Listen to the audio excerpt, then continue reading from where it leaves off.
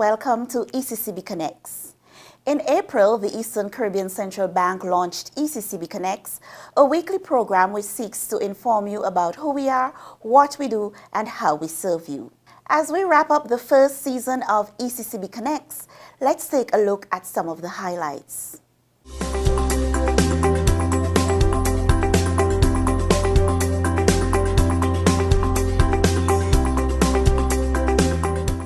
On the first episode of ECCB Connects, then newly appointed Governor Timothy N.J. Antwine outlined the vision for the Eastern Caribbean Central Bank and the Eastern Caribbean Currency Union.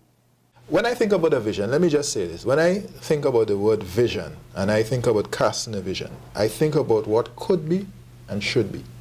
What could be and should be. So what could we have in the ECCU and in the central bank? And what should we have? And some of the things I've identified is clearly a strong dollar, or EC dollar, that we keep that strong. Sustainable public finances, so that governments are able to have better room to deliver services to our citizens. Single-digit unemployment, which is for me full employment, that people can actually realize the potential by having meaningful work, engaging in things that they're passionate about, raising foreign exchange, so that our EC dollar is well backed, but having meaning and purpose to their lives. A striving currency union, where striving and thriving, where people are not just working hard, but they're seeing where they're going. They could see they're getting ahead in life, as it were. Those are some of the things I see for our region. And then, of course, having seen that at a regional level, what does the central bank do? What must the central bank do to help make this vision a reality? And there's some very specific things at the level of the central bank. I've captured those, converted that vision into 4 strategic priorities, or 4 pillars. So if you think about a house, you think about a building, you have 4 major pillars. And those pillars are financial stability, fiscal and sustainability, growth, development, and employment, and finally, enhancing organizational effectiveness. And the last one is extremely important because this is the central bank. The central bank has to be well positioned, equipped, tooled, skilled to be able to help deliver the first 3. In keeping with the ECCB's strategic priority of monetary stability, we discussed one of the bank's key functions, that is, the issue and management of the EC dollar. Deputy Director in the Currency Management Department, Rosbert Humphrey, set the record straight by letting us know the ECCB does not make money. He also spoke about his passion for the EC dollar. The ECCB does not make money. We do our minting of the coins at the Royal Canadian Mint in Canada, and the banknotes are printed at Delarue Currency in the United Kingdom. So there's no machine at the ECCB headquarters that spills out money? No machine at the ECCB headquarters that spills out money. How does the currency move from the ECCB, let's say, into the hands of a businessman so that he can pay his workers? Currency, banknotes and coins, they are shipped from the producers to the ECCB headquarters here in St. Kitts and Nevis. We send these currencies, some of these currencies, to the islands, right? So we have representatives in the islands who manage this stock, right? Who then issue to the commercial banks on a demand basis. Here in St. Kitts, we do it from ECCB headquarters, where we actually issue to the commercial bank on demand. Now, you've been working in money for over 16 years. You one of the few people who would have had intimate relationship with money. I imagine because of that, you would have a sort of different attitude towards money, as to ordinary citizen. What is your attitude towards money? Well, yes, you put it right. I mean, I'm very intimate with the currency. As a matter of fact, when I'm spending money, I tend to straighten the notes, I mean, all the dog ears and cat ears, I mean, I tend to straighten them, pull them out before I actually spend, or even when I'm actually receiving them. As a matter of fact, I hardly use a wallet. I mean, when I receive money, I just fold the money into and put it in my short pocket. I mean, that doesn't mean you should rob me, but that is how I actually perceive money right now.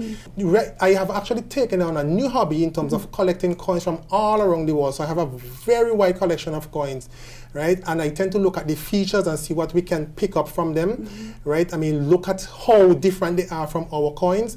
And even in my everyday going about, right, I do not pass over, I do not step over, I do not walk over any coins or banknotes. Well, you wouldn't find banknotes on the ground really, but I do not step over any 1 cent or 2 cent or anything at all on the ground. So you walk and pick up coins? Of course, right? As a matter of fact, my daughter doesn't like to go into town with me because she thinks I'm embarrassing her because I pick up any coins I meet and I see on the ground. Right, so that is how intimate I am with respect to the currency. I mean, I know the intricacies involved, right? I know what we do in currency, so I mean, I'm just part of the process, but it's like a bigger part than usual.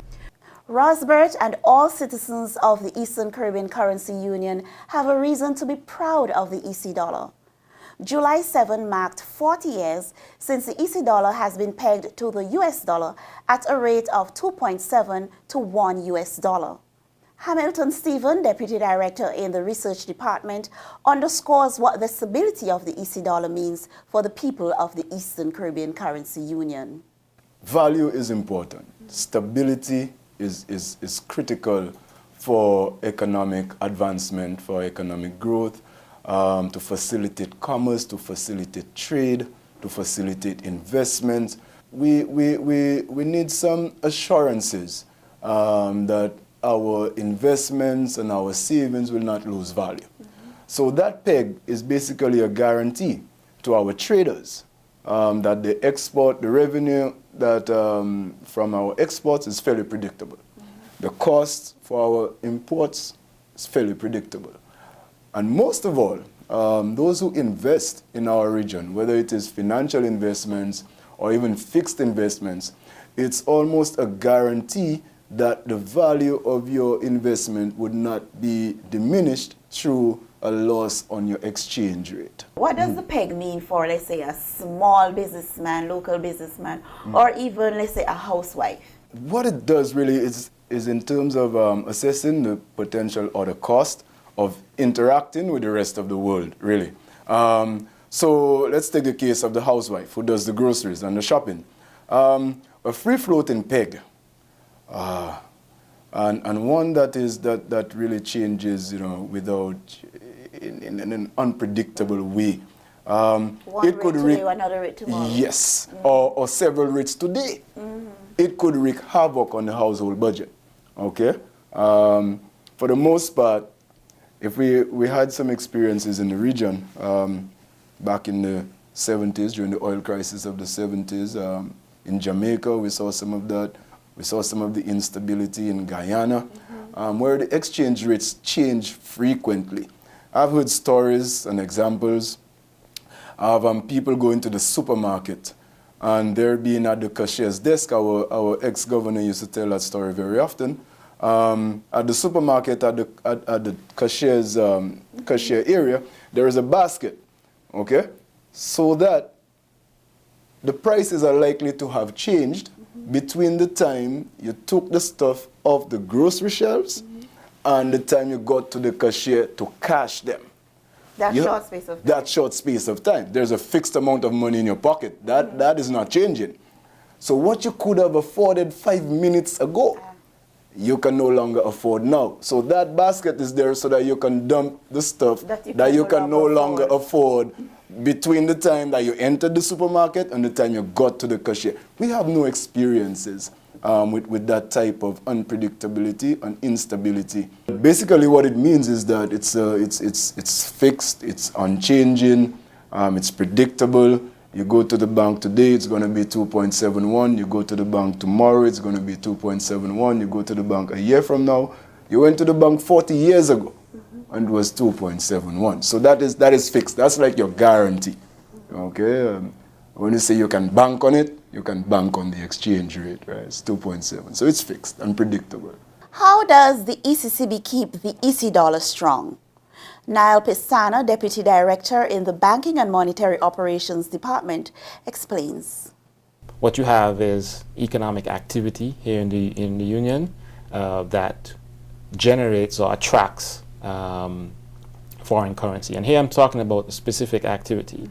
We're talking about the export of services and goods. So our citizens here have businesses and they export the goods produced in those businesses, and in return they are paid in foreign currency, and that foreign currency flows into the region, ultimately ended up in the commercial banks and with the central bank. There are other ways in which we attract foreign exchange as well. When the governments are given grants or loans in foreign currency, those loans and grants are also added to our foreign exchange currency inflow. Additionally, we all have friends and families living abroad, and sometimes they would send foreign currency home. Those inflows are also additive to the foreign currencies that flow in. So what happens is that those flows flow into the banks, and with our interaction, ECCB's interaction with the commercial banks, the foreign reserves accumulate. We all know the notes that we use, it's paper money, right? It doesn't really have any intrinsic value. So you have to have a real asset behind that currency, right? And that's what the foreign reserves are, right? They are the backing, the support for the currency. They help make the EC dollar strong. Of course, because what you want is, customers going to a commercial bank and they demand US dollars. You want to be in a position to give them US dollars, exchange our currency for US dollars, and that's where the foreign reserves come in, right? They go into a commercial bank, demand US dollars. The commercial bank could then come to us, request US dollars, and we can sell them US dollars, right? That provides strength, confidence in the currency. And remember, the requirement legally is 60%, but we are at 97%, right? So the EC dollar is Really quite strong. well backed. You're watching the final episode of Season 1 of ECCB Connects. Stay with us as we continue looking back at some of the highlights. Let's now look at financial stability. The regulation and supervision of commercial banks is another of the ECCB's key functions. Laurel Seraphin Bedford, Deputy Director in the Bank Supervision Department, explains how this function contributes to financial stability. Supervision and regulation entails ensuring that the proper legislative framework is in place so that the financial institutions can provide their financial services in an effective and efficient manner. It also entails ensuring that our licensed financial institutions comply with whatever legislative and regulatory regime exists. And it also involves risk management, being able to identify risk, forecast risk, and more importantly, manage risk. And that is what, in a nutshell, regulation and supervision is all about. Why is this function, regulation and supervision of financial institutions, important? When I'm asked that question, I draw this analogy. Regulation and supervision is to the financial system what oxygen is to the human being. It's something that's very essential. Number one, it helps maintain financial stability and it helps maintain confidence in our financial system. Just imagine if everybody were left to do their own thing. Things would fall apart. We would have a system that's not stable. We would have a system where persons just have no confidence in what we do. And that would have implications from a number of fronts. We can see that it would pose a problem for us with persons hoarding their monies. Oh, it's best I leave my money under my bed, put it in my shoebox as opposed to putting it in a bank. It's better if I invest my monies outside of the region. Even our foreign investors out there will not want to come to our space. So it's very important in that light.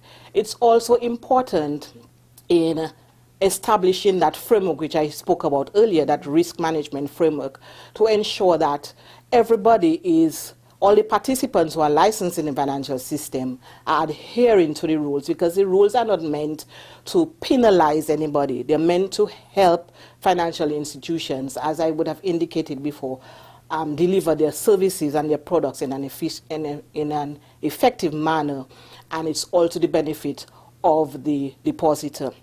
We are in the age of online shopping, using credit cards, and conducting other transactions with international companies.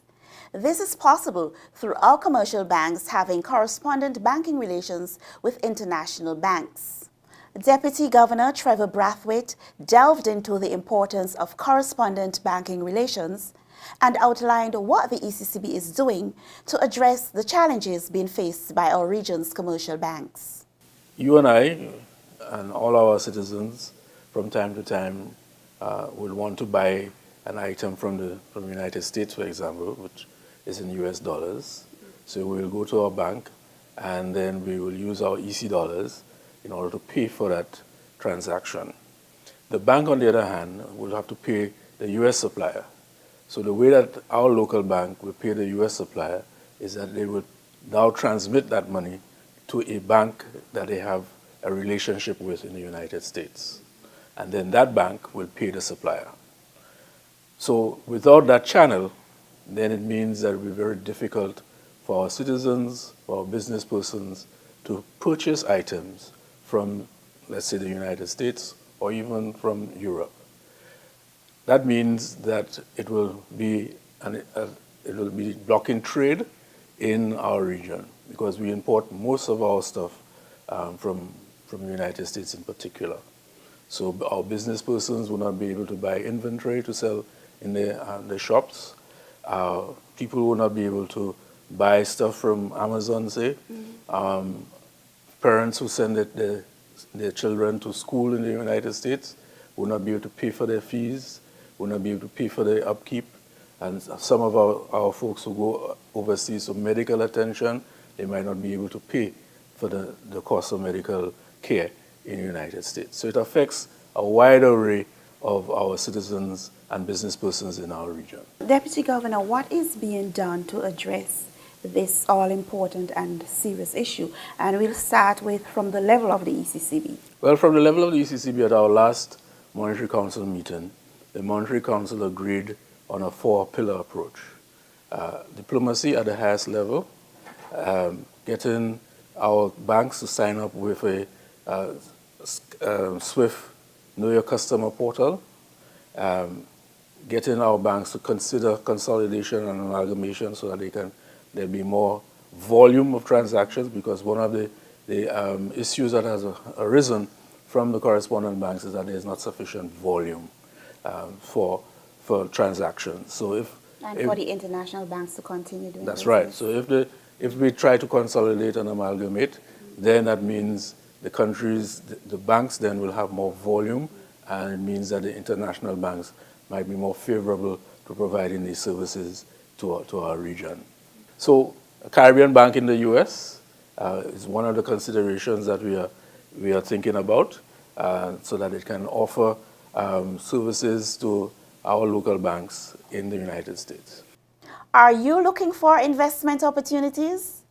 John Venner, advisor in our statistics department, talks about the regional government securities market as a viable option. The regional government securities market, what we call the RGSM, is really a formal arrangement between the participating governments of the ECCU to allow persons from within the region to invest in government securities. When we speak about government securities, we know we're speaking about treasury bills and bonds. Explain the difference and how they actually operate. Okay. Treasury bills issued by governments really are short-term instruments. So for instance, you can get a treasury bill for 91 days, 180 days, and 365 days. Treasury bills are basically an option that you can get at a discount, what we call a discount.